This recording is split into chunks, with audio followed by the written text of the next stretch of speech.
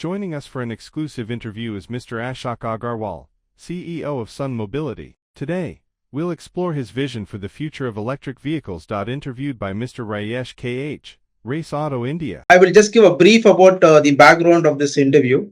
The background is like after the Pravas meeting, we had certain interactions with some of the end customers, the logistics end users, who are the transporters and contract operators and all. So there were some queries about or some apprehension about the swapping battery. So there was some kind of a cognitive, understanding how it will work, what are the, performance related issues or what kind of problems might. So this edition is to break that ice with them and then get that kind of an acceptability with them. Also saying that there's no need to worry about the after sales and all those things. So certain teething issues. So that is why the questions are directed towards that. We have Mr. Ashok Agarwal, the CEO of HEV Sun Mobility, joining us with an exclusive interview with Race Auto India. So he'll be sharing certain insights about the electric vehicles and this innovative product, the swappable batteries. So we take across the questions with him and he will be answering us. So Mr. Ashok, the first question to you is, what do you think the perspective of the current state of affairs of the Indian EV, where the subsidy is getting pulled out and certain nuances happening after the FAME 3. So what do you think where the industry is and how do we move? I would not say subsidy is being pulled out, right? Subsidy quantum per vehicle has been reduced, and for a very simple reason that battery prices have really come down. Right. And as an industry, we should expect, like our Honorable Minister, Mr. Gadkari also said that we should have a parity on vehicle pricing in next couple of years. Right. So what FAME 1 and FAME 2 have done is that they have, accelerated the demand ecosystem. Okay. Right. They've really helped building on a two-wheeler side, three-wheeler side, the real momentum which we can see. Okay. But obviously, if battery prices have come down at a very rapid pace, some of the segments may not require subsidy over a period of time. Right? Okay. While the important aspect of PME drive is that almost 4,000 crore have been allocated towards infrastructure rollout. Okay. I think this is the right direction because finally charging ecosystem is very, very important. Exactly. So while vehicle prices will keep coming down as the battery prices keep sliding, it is charging infrastructure where the focus has shifted. Right. So and that's the right way to allocate limited capital from Government of India to further accelerate the adoption of heavier electric vehicles.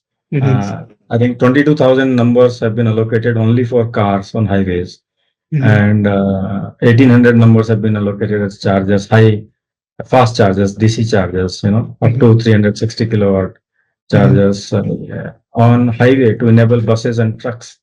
And this is where the impact of this energy transition should be felt over a period of time, because 4% of heavy commercial vehicles contribute to almost 50% of emission, majority of diesel consumption, right? If we talk about energy security, energy, green energy impact. So this is a high impact area where the focus has shifted, right?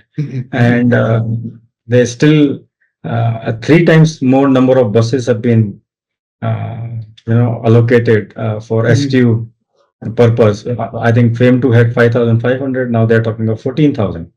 So clearly you can see the direction that while two-wheelers and three-wheelers likely to achieve parity very soon, so subsidy quantum has been reduced, but 24 lakh two-wheelers and is a big number still, right, in 2 years. And the remaining focus has gone to buses, which is where the allocation has been increased in terms of number of buses, then charging infrastructure, and 500 have been allocated first time to trucks, electric trucks, right, and electric ambulance. I think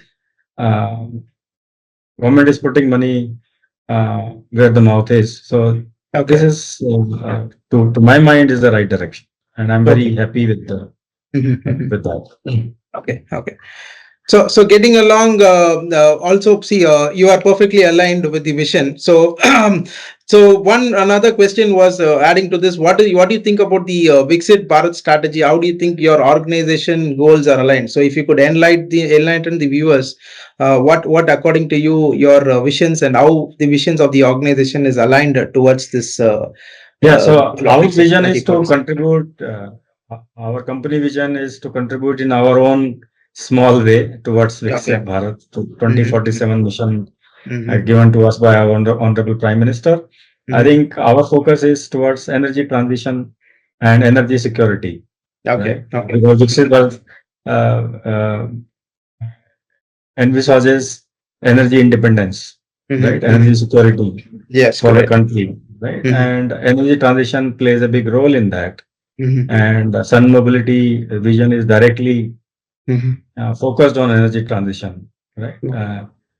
So while we have already rolled out our two-wheelers and three-wheelers at commercial scale in multiple cities, and now with IOCL becoming our partner, a JV partner, that deployment will be accelerated significantly in times to come, months to come. As you saw in Pravas, we have showcased our heavy electric vehicle product. This is where, as I said, that 4% of the commercial vehicles in numbers contribute to 50% of, emissions in terms of CO2 emissions, and a large amount of diesel. Almost $50-60 billion worth of diesel is consumed by buses and trucks. Right. So we are directly, our vision is contributing towards the goal of energy independence and energy security and the climate change, because this government is very focused on driving green energy, green mobility, and a lot of initiatives beyond even PMV drive, have been taken to accelerate this transition, including green hydrogen mission. Right. So put together, I think that's the direction country has taken, and Sun Mobility is directly involved in its own way, contributing towards that. So we are fully aligned with 2047 Viksit Bharat vision of Honorable Prime Minister. That's good to hear, and congratulations to you as well, and wish you so that the organization gets into the alignment. With the business perspective, so if you could share throw some highlights or what you could share, what is your current turnovers and what is your the breakdown of, I'm sure you're doing the two-wheelers and three-wheeler segment as well. So what percentage is your contributions, and how is the business scaled up, and what is the future of the Sun Mobility organization? So if you could throw some light or some short brief on that. So Rajesh, as we are a closely held company, I'm not at liberty to share financial numbers. But as you know, we have rolled out 20 odd cities on our LEV business, which is two-wheelers and three-wheelers business. And NCR is the city where we have every 2 square kilometer there is a swap station, and we are doing more than 60,000 swaps. And every day our vehicles are running more than 1.7 million kilometers, right? So that's the progress which we have made, and with IOCL capital now being made and JVCO has been formed, you will see accelerated rollout in multiple cities. As far as HEV is concerned, which is what I am directly responsible for, you have seen our technology being showcased in Pravas, and you would be happy to and surprised to know that once people see the technology and swapping happening on buses, 6,000 operators participated in Pravas. Mhm. We have showcased our technology. We have explained our value proposition to them. There is a firm inquiry for 13,000 electric buses Okay. from the private market. Okay. Right? Okay. In the private market, other than Green Cell, Mhm. there's hardly any company who has bought buses in private market without subsidy. Exactly. Not even 50 buses put Yes. together have been sold other Yes. than Green Cell. Right? Yes. So that says it all. Mhm. That Mhm. the challenges which are real. Number one is entry cost. Mhm. Right? Buses and trucks, electric buses Mhm. and electric trucks, at least twice, if not more, of the Mhm. equivalent diesel Mhm. variant. Correct. The operators, whether bus operators or truck transporters, they Mhm. don't uh, have ability and skill set to Mhm. roll out charging infrastructure on highways. Okay. That's a huge amount of investment, huge amount Mhm. of involvement in terms of rolling out power infrastructure and setting up charging infrastructure. It's not their job, right? Mhm. Mhm. To roll out captive charging infrastructure. Nothing Okay. like that sort of will Mhm. Mhm. happen. Okay. Third thing is the financing. I mean, 90% of the operators own less than 5 vehicles. It's a highly Mhm. fragmented market. Their balance Exactly. sheets don't support that kind of investment. Number one. Number two, financing tenure of 5 years, which is suitable for diesel vehicles, is Mhm. not at all suitable for electric buses and trucks. It Mhm. will be a Mhm. clearly asset liability mismatch. If anybody Mhm. buys 1.5 crore worth of bus along with the charging infrastructure, his Mhm. EMIs Mhm. will be so high that if you have to Exactly. repay the entire debt in 5 years, it is not going to happen, right? So these are the Mhm. real challenges, and there is no subsidy to the private market, right? Exactly. Then how do you Exactly. democratize the technology? Mhm. I mean, Mhm. government in its own power has been subsidizing procurement of buses by state transport undertakings, right? But Mhm. 90% market is private. Mhm. Exactly. Right? Similarly, trucks, practically 100% market is private, Exactly. right? So that way, I would say 500 crore allocation to electric truck is just a beginning. It will definitely help accelerating the demand ecosystem, Mhm. but Mhm. it will not. It is not enough to start democratizing the technology at a level Mhm. where every private operator, Mhm. can afford electric Mhm. bus or an electric truck, right? Mhm. Okay. So now the responsibility of solving this problem, whether it is entry cost, whether it is financing, whether it is charging infrastructure, lies Mhm. upon companies like us, where we are innovating and leading this journey as a pioneer. Mhm. Mhm. So what swapping does solves all these four problems, Exactly. Mhm. right? It's like you've Mhm. seen Veera Vahan bus, which Mhm. we did announce, Mhm. and we have integrated Mhm. in Pravas. You have Mhm. seen that. Mhm. The cost of the bus is 40 lakhs. Mhm. Mhm. Now, can you imagine an electric bus at 40 lakhs? No, no way we cannot. Right, Yeah. Yes. right. So, and the diesel bus of that spec is no less than 50-60 lakhs. Mhm. Right. So the cost of the bus is even lower than diesel. Correct. So that solves the problem of entry pricing. Mhm. That solves the problem of financing, Mhm. right? And we Yeah. take the responsibility of rolling out swapping infrastructure, Mhm. Mhm. right? And customer doesn't need to buy the battery. Mhm. Customer doesn't need to roll out the charging infrastructure, Okay. right? Correct. And customer doesn't need to bother about replacement of batteries, battery life, Mhm. because Mhm. technology is evolving so fast, Exactly. right? Mhm. So here we are Mhm. offering energy as a service or Mhm. battery as a service Mhm. on OPEX model, which means pay Mhm. as you go, like Correct. you do for diesel, Correct. Correct. right? Yeah. So I don't know if you remember, we have announced 18 rupees a kilometer Mhm. Mhm. for this bus, which we have launched for Veera Vahan, where the Mhm. equivalent diesel bus consumes 24 rupees a kilometer, Mhm. Mhm. right? Where Okay. we take the responsibility of batteries, we own Mhm. them, we swap them, Mhm. and swapping Mhm. happens in 2 minutes. Mhm. Mhm. That also you have seen, right? Exactly. We see that. Yeah. Pankuri can share the video with you, which you may like to run and show to the people. But Yes. it happens in just 2 minutes, Mhm. right? And 13,000 buses is the inquiry. Even if we convert Mhm. 10% of that into real business, That's phenomenally high. Yes. I mean, that takes the journey ahead at a much faster pace than what it has been from the Mhm. private sector perspective, which is the real Yes. market. Yes. So we really believe that this technology will be able to democratize EVs from bus operator and truck operator perspective. Mhm. They always aspired to own EV for last 7-8 years since government started buying these electric buses. Mhm. But they always believed that it is not for us. Yes. Yes. The first time after Pravas, Mhm. these operators have started believing that we can also own electric vehicles.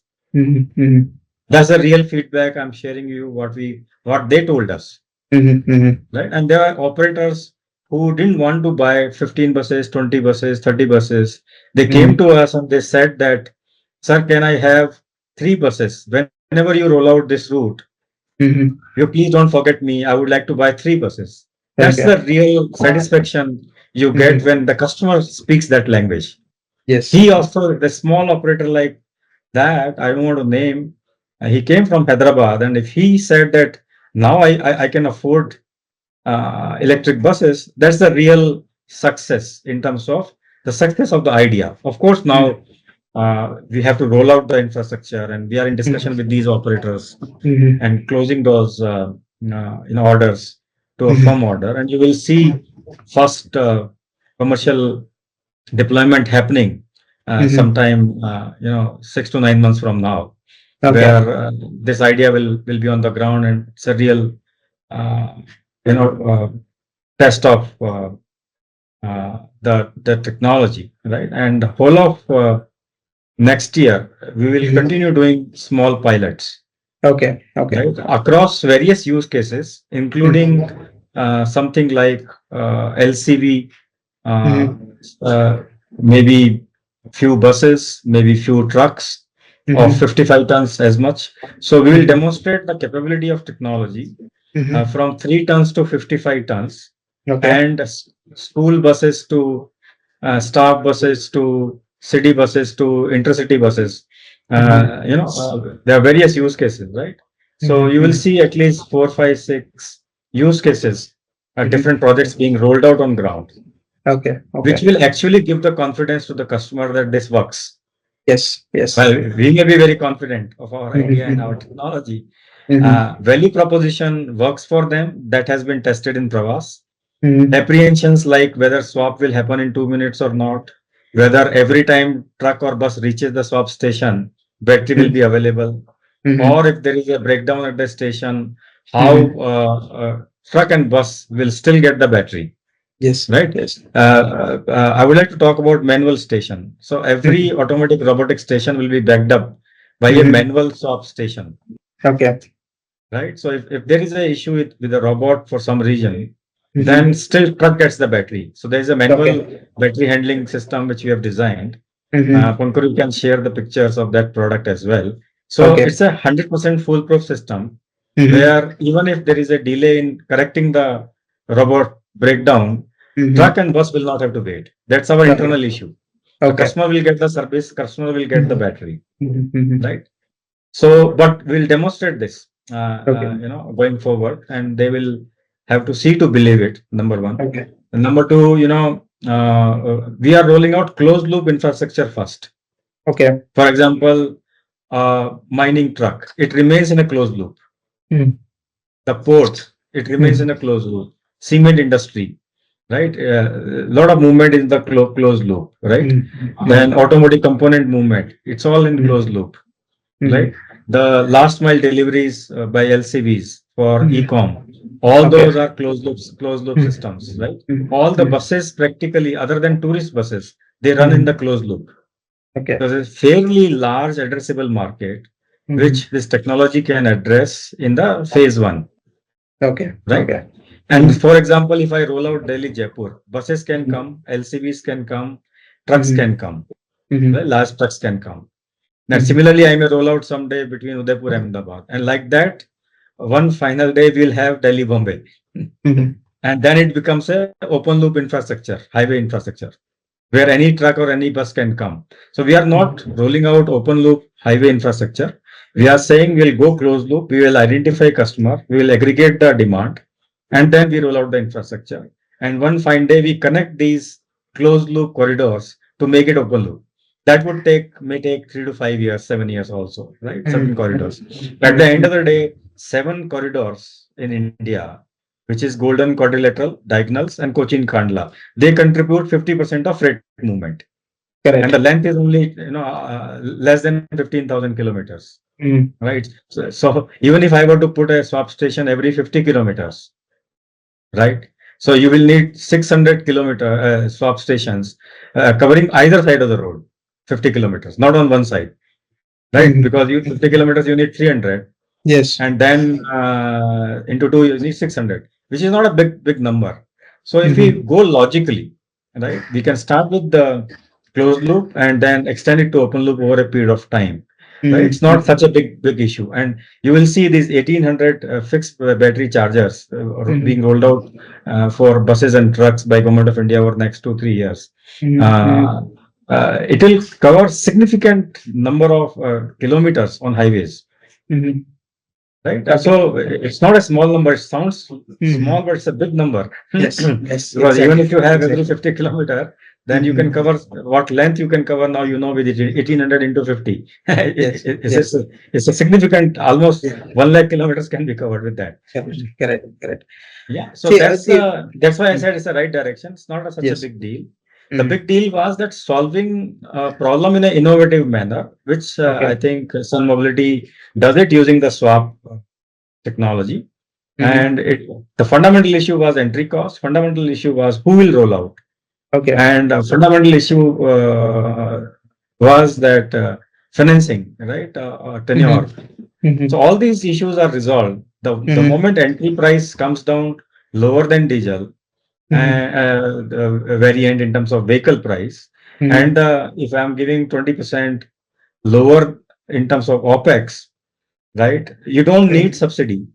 You don't depend up, because that's 500 crore only for private market or trucks, right? Which is a minuscule amount of countries selling 1 million commercial vehicle, right? So unless disruptive technologies like this are deployed, which actually solve the problem without creating a burden of subsidy, right? And the value prop is acceptable to the operator, which we have seen in terms of pricing and in terms of convenience, right? Eventually, once they see few pilots running on the ground, which are commercial pilot, I think even the perception issues towards the ability of us providing the service, which is as per their expectation, I think those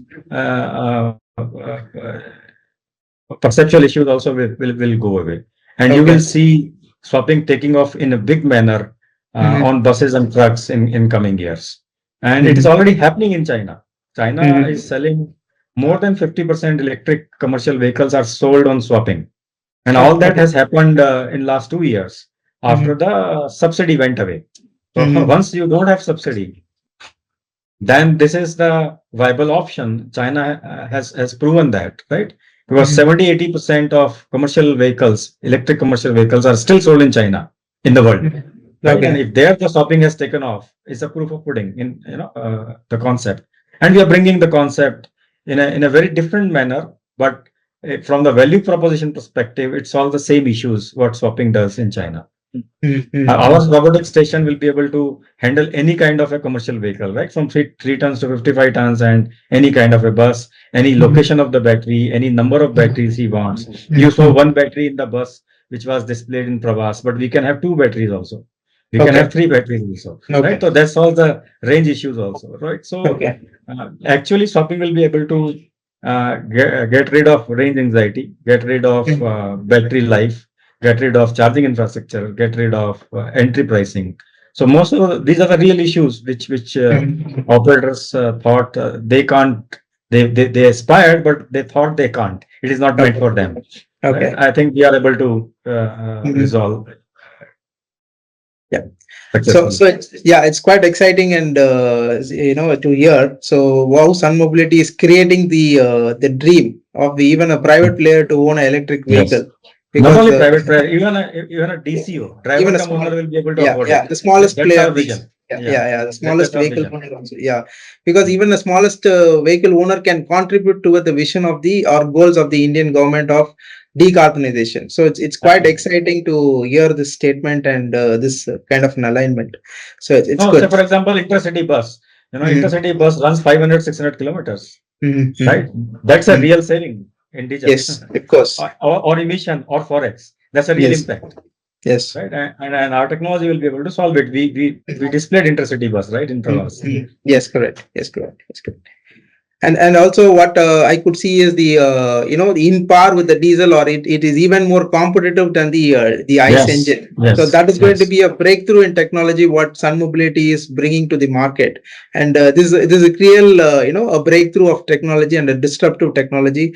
So Which the onus is upon us to give Yes. a confidence to the end user by Correct. deploying these few pilots successfully, where he'll be able to see, to believe it. Yes. And once that happens, it will create a disruption in Yes. commercial vehicle market for sure. Yes, we need And to we are very establish confident the about it. yeah, we need to establish the TCOs and prove it to them on the specific applications. Yes. So going forward, it's pretty, little premature to ask you, but of course you have a capacity for the 2-wheelers and the 3-wheelers. So what exactly is the current capacity and how you are envisaging to handle this? Because it's going to be a surge once this concept is going to get accepted. So I'm Yes, sir, sure I'm completely focused on raising next round of capital for HEV specific raise, right? Okay. Because the response in Pravas has really built that confidence with us at our shareholder level and board level. So we are very confident that we'll be able to raise large amount of capitals going forward. But up to March 26, we just plan to roll out some pilots, right? And that doesn't need significant amount of capital. Once that happens, then of course raising capital also will be easy because we'll be able to demonstrate the technology on ground, along with not only our confidence, along with customer confidence. Right? And we have created a business model which is take or pay. So we are signing 12-year agreements with all these bus operators. Okay. Okay. So because he's buying a vehicle without battery, so he needs the assurance of energy supply. Okay. Okay. Right? So and we are investing for closed loop infrastructure on his buses. So we also need assurance of long-term contracts, right? It will help both ways. So we are signing 12-year agreement. There is not a single bus operator or our customer has any issue with that. There are customers who are wanting more than that, even 15 years, because they assume that bus life will be more than 15 years. Yeah, and they life need, of the bus is 15 years. yeah. So life of the vehicle is the life of contract which we are signing, right? So we will have assured take or pay revenues for us. I don't think capital raising is going to be a big issue once we demonstrate the pilots successfully. And after that, demand will drive the investments. I'm very confident of raising that capital, and I'm very confident of the fact that our technology will deliver on customer expectations when we roll out the pilots on ground next year. Okay. One question to you is how is these contracts are going to get forged with the clients? Like, for example, of course, there will be an incremental value. So in the mind of the audience, there could be some questions like, what if suppose we get aligned and we don't have an exit route? So we are bound to. No, so these are the concession agreement comfort type levels. These are the concession agreement type of contracts. Okay. With performance, non-performance penalties, and with termination payment clauses. So there is an exit with termination payment, and there is a proper view taken that we need to perform as an energy service provider, and he needs to own his commitment in terms of minimum number of kilometers, and long-term risks have been planned with proper concession agreement clauses. Like gross cost contract of state transport undertaking are also 12-year contracts, right? And those are balanced contracts, not in favor of STU, not in favor of operator. Yes, These are balanced contracts. Yes. STU operator needs to perform and STU needs to pay. Mm-hmm. So similar kind of contracts have been drafted, and those have been shared with multiple operators, and they are very happy with the construct Okay. of the contract. So I can give assurance that these are very balanced, long-term risk mitigating contracts for both sides. Okay. Okay. And those contracts will give confidence to their investors, their lenders, and they will give confidence to our investors and our lenders as much. And with regard to the network coverage, so are you, Sun Mobility as an organization, are you planning to set up the after sales? Because this is going to be So there is, we are committing 99.99% uptime. Okay. And this 0.01 is like basically is less than 1 day preventive maintenance in a year. Is less than that. Okay. Right? So I can assure you that we will deliver on our promise in terms of performance and uptime. Okay. Okay. So any plans on testing the robot for 500 swaps per day. Okay. Right? Okay. In reality, it won't ever do more than 300. Okay. Okay. Okay. So what the question was like, is it like you have some kind of connected partnerships spread out because you cannot cover the entire nation? What we are doing, we are working closely with OEMs. Okay. So we will ride on their aftermarket network. Okay. Okay. Right? So they have very evolved aftermarket network. Exactly. Whichever OEM we work together with to integrate our technology, right? We'll make sure that all the engineers in those workshops are trained by us to take care of the station and battery. Okay. Right. So more than 10 million commercial vehicles are running in India. Same aftermarket network we are going to use. We are just going to train the engineers with OEMs and their dealer networks. Right. Our sales also will happen through dealer networks, and aftermarket also will happen through same network. So suppose if I tie up with any OEM, he has his existing dealer and aftermarket network. We'll ride on the same network. We'll keep our spares there, and we'll train those and certify those workshops to take care of our stations. Okay. Okay, got it. So now, so we are happy to share that we are rolling out a channel partner model, which is a full service partner model, and we invite inquiries from all potential commercial vehicle and car dealers across the country to be able to give a confidence to the customer that it's the same channel we are going to use. Exactly. So also we see a lot of new players. We get a lot of news like EaseMyTrip getting into bus manufacturing, Flix coming into India. So is there a strategy aligned to because these guys are coming with a full electric? We are not going to manufacture the vehicle, right? We are an energy company, but we are happy to integrate with all possible OEMs. Yes. With our technology, and we are already working with more than 30 OEMs in India. Okay. Right? As and when we get ready, we keep on announcing these different vehicle or platforms with different OEMs over next 2-3 years, where you will see that practically every single chassis on bus and truck platform will be integrated with this technology. Okay. Okay, I think you answered quite briefly. So, and it's quite elaborate as well, to the point. So I think we skip the operational questions. You have already answered these things. So now coming to the safety aspect of it, because these are areas where you always have a spark issue. Of course, even the ICE engine where the diesel fueling station is also a safety concerned area. So similar like this, the battery swapping area is also kind of a what you call a fire safety sensitive area. So how do you coming to the battery, we will follow same AIS 038 as a standard, which is used for fixed batteries, right? So standard on safety and performance will be the same as far as batteries is concerned. On the station, Bureau of Energy Efficiency is on the verge of announcing safety standards for battery swap station.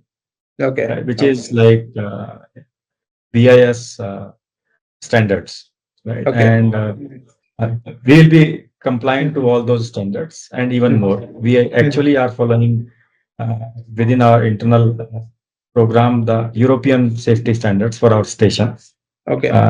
However, those standards, as and when they announced by Bureau of Energy Efficiency, and that will happen before our first rollout, will be not only compliant, will be exceeding those safety parameters.